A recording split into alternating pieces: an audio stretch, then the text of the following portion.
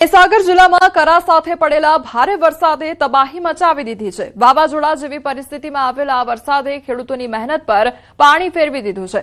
ખાસ કરીને ઉનાળુ પાક બાજરીને ભારે નુકસાન થયું છે। જ્યાં ઊભો પાક લેવાને આરે હતો ત્યાં જ જમીનદોસ્ત થવાથી તમામ છોડ જમીન પર ઢળી ગયા છે। મહેનત અને ખર્ચ બાદ તૈયાર થયેલા પાકના નાશથી ખેડૂતો પાયમાલ બન્યા છે અને હવે પરિવારનું ગુજરાન કેવી રીતે ચલાવવું તે ચિંતાનો વિષય બન્યો છે। અસરગ્રસ્ત ખેડૂતોએ સરકાર સમક્ષ માંગ કરી છે કે તાત્કાલિક નુકસાનીનો સર્વે કરીને યોગ્ય વળતર અને આર્થિક સહાય આપવામાં આવે।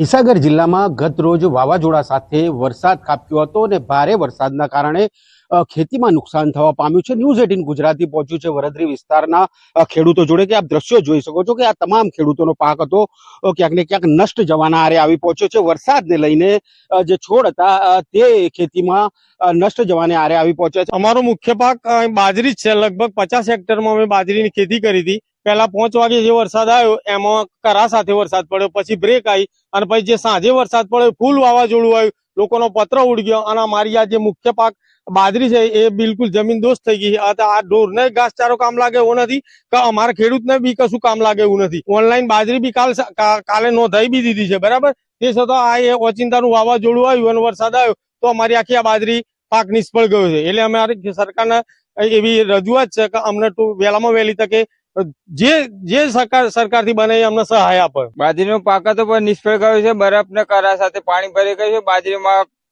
ઘાસ બી કામ આવે એવું નથી અને સહાય આલે એવી માન્યતા છે અમારી। અમારે ચોમાસામાં કઈ પાકતું નથી। ઉનાળામાં બાજરી કરીએ છીએ તો બાજરીમાં પહેલા ઈયળો પડ્યો અને પછી કાલે 5 વાગે વરસાદ આવ્યા પછી કલાક પછી વાવાઝોડું આવ્યું અને વાવાઝોડામાં ઘરનો પત્ર ખેતરમાં ઓળી કરી લ્યો તો એનો પત્ર ઉડી ગયો। આ બાજરી લપેટ થઈ ગઈ, એના કારણે ઢોરને બી ઘાસચારો કામ લાગે એવો નથી। અમને જે બને એ સહાય ખેડૂતો સહાય કરે એવી માગણી છે અમારી। ખેડૂતો પાયમાલ થયા છે અને ખેડૂતો અત્યારે સરકાર પાસે એક જ માંગ કરી રહ્યા છે કે અમને વળતર આપો। મિતેશ ભાટિયા, ન્યૂઝ 18 ગુજરાતી, મહીસાગર।